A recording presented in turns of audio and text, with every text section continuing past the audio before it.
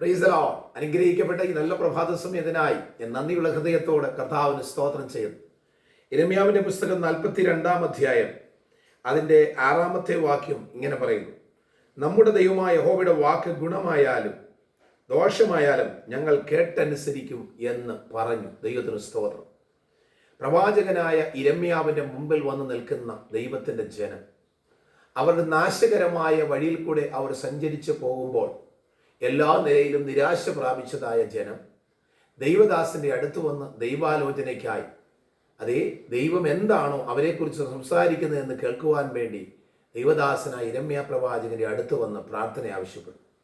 അപ്പോൾ അവർ പറഞ്ഞ ഒരു വാക്കാണ് ഇത്: ഞങ്ങളുടെ ദൈവം ഞങ്ങളോട് സംസാരിക്കുന്നത് ഗുണമായാലും ദോഷമായാലും ഞങ്ങൾ അനുസരിക്കും. ദൈവത്തിന് സ്തോത്രം. എന്നെ ശ്രദ്ധിക്കുന്ന വാത്സല്യ സഹോദരങ്ങളെ, ദൈവം നമ്മളോട് സംസാരിക്കുന്ന വിഷയങ്ങൾ, ദൈവം നമ്മളോട് ചെയ്യാൻ പറയുന്ന കാര്യങ്ങൾ ഗുണമായാലും ദോഷമായാലും നാം ചെയ്യുവാൻ സന്നദ്ധരായി തീരണമെന്നാണ് ഈ വചനം നമ്മെ പഠിപ്പിക്കുന്നത്. സ്തോത്രം. ദൈവം ഗുണവും ദോഷവും നൽകും എന്ന് പറയുമ്പോൾ ദോഷത്തേക്കാൾ അധികമായി ഗുണം മാത്രം നമ്മുടെ ജീവിതത്തിൽ തരാനും ഗുണം മാത്രം നമ്മുടെ ജീവിതത്തിൽ സംഭവിക്കാനും ആഗ്രഹിക്കുന്നവനത്രേ നമ്മുടെ ദൈവം. സ്തോത്രം. എന്നാൽ നമ്മുടെ ഹൃദയത്തിൻ്റെ വിചാരത്തെ നോക്കുന്നവനായ ദൈവം നമ്മൾ എന്താണോ നമ്മുടെ മനസ്സുകൊണ്ട് ആഗ്രഹിക്കുന്നത്, നമ്മളെപ്പോഴും ആഗ്രഹിക്കുന്നത് ഗുണകരമായ കാര്യങ്ങൾ മാത്രമാണ്. നമുക്കെപ്പോഴും നന്മ വേണമെന്ന് മാത്രമാണ് നമ്മൾ ആഗ്രഹിക്കുന്നത്. എപ്പോഴും നമ്മൾ സമൃദ്ധി വേണമെന്ന് മാത്രമാണ് ആഗ്രഹിക്കുന്നത്. എന്നാൽ അത് നമ്മൾ ആഗ്രഹിക്കുന്നത് ദൈവത്തിങ്കിൽ നിന്നും സമൃദ്ധി കിട്ടിയാൽ മാത്രം മതി എന്നൊരു ചിന്താഗതിയാണ്. എന്നാൽ ഇവിടെ ജനം ഒരുമിച്ച് ചേർന്ന് പറയുന്നു: ഞങ്ങളുടെ ദൈവം ഞങ്ങളോട് സംസാരിക്കുന്ന വിഷയം, അർത്ഥാൽ ദൈവം ഞങ്ങൾക്ക് നൽകുന്ന ഗുണകരമായ വിഷയങ്ങളായിരുന്നാലും ദോഷകരമായ വിഷയങ്ങളായിരുന്നാലും അത് ഞങ്ങളുടെ മനസ്സിനകത്ത് അത് സമ്മതിച്ചെടുക്കുവാൻ ഞങ്ങൾ തയ്യാറത്രേ. ദൈവത്തിന് സ്തോത്രം. ഇതിൻ്റെ അവസാന വാക്യങ്ങളിലേക്ക് കടന്നു ചെല്ലുമ്പോൾ ഈ തീരുമാനം ദൈവത്തിന്റെ ദാസനോട് അറിയിച്ചപ്പോൾ ദൈവദാസൻ ദൈവത്തിന്റെ പാദപീഠത്തിലിരുന്ന് പ്രാർത്ഥിപ്പാൻ തുടങ്ങി. പ്രാർത്ഥിച്ചതായ യിരെമ്യാവിന് ദൈവത്തിന്റെ ഒരു ആലോചന ലഭിച്ചു. എന്താ? ദോഷമല്ല, ഗുണമായ വിധിയാണ് ദൈവം അവർക്ക് കൊടുത്തത്.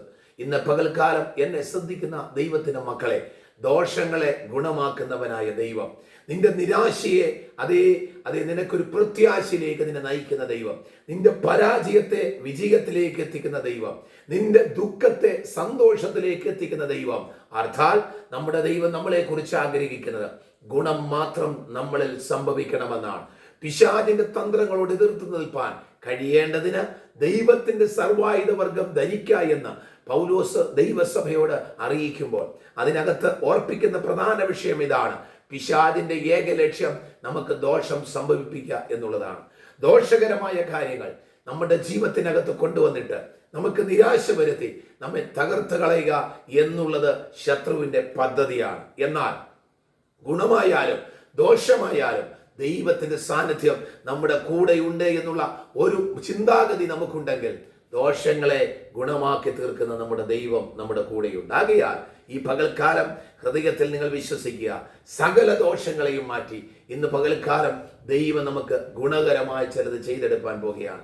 ദൈവം നമ്മെ നേരായ പാതയിൽ നടത്താൻ പോകുകയാണ്. നിങ്ങളുടെ കണ്ണുനീരിനെ കാണുന്ന, നിങ്ങളുടെ വേദനകളെ കാണുന്ന ആ നല്ലവനായ കർത്താവ് നിങ്ങളുടെ കരത്തെ പിടിച്ച് പറയുന്നു: ഞാൻ നിനക്ക് ഗുണം ചെയ്യുന്ന ദൈവം അത്രേ. സ്തോത്രം. അർത്ഥാൽ ഞാൻ എൻ്റെ സമാധാനം നിങ്ങൾക്ക് തന്നേച്ചു പോകുന്നു എന്ന് അരുളി ചെയ്ത കർത്താവിൻ്റെ ആ സമാധാന ജീവിതമാണ് ദൈവം നമ്മളിൽ നിന്നും ആഗ്രഹിക്കുന്നത്. ആകയാൽ ഈ പകൽക്കാലം ഒരു നല്ല സന്തോഷകരമായ ജീവിതം നയിപ്പാൻ ദൈവത്തിൽ നിന്ന് ലഭിക്കുന്നത് എന്തായാലും അതനുസരിക്കാൻ നമുക്ക് ആദ്യം ഒരു മനസ്സുണ്ടാകട്ടെ.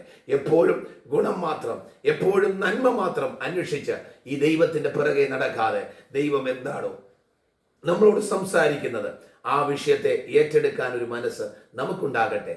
അങ്ങനെയായാൽ ഇയ്യോബിനെ പോലെ കഷ്ടതയുടെ നടുവിലും വിശ്വാസത്തിൽ ഉറച്ചു നിന്ന ഇയ്യോബിന് നഷ്ടപ്പെട്ടതിന്റെ ഇരട്ടി കൊടുത്ത് ദൈവത്തിന്റെ സന്നിധിയിൽ അവനെ മാനിച്ചതുപോലെ ദൈവം നമ്മെ മാനിക്കാൻ പോകുകയാണ്. ആകയാൽ ഇപ്പോൾ ഉള്ള കഷ്ടതയുടെ നടുവിൽ നമ്മൾ പിന്മാറിപ്പോകാതെ ഗുണം ചെയ്യുന്ന ദൈവത്തെ മുറുകെ പിടിച്ചുകൊണ്ട് വിശ്വാസത്തോടെ ഇന്ന് പകൽക്കാലം നമുക്ക് മുൻപോട്ട് പോകാം. ദൈവം നമ്മെ ഓരോരുത്തരെയും അനുഗ്രഹിക്കുമാറാകട്ടെ.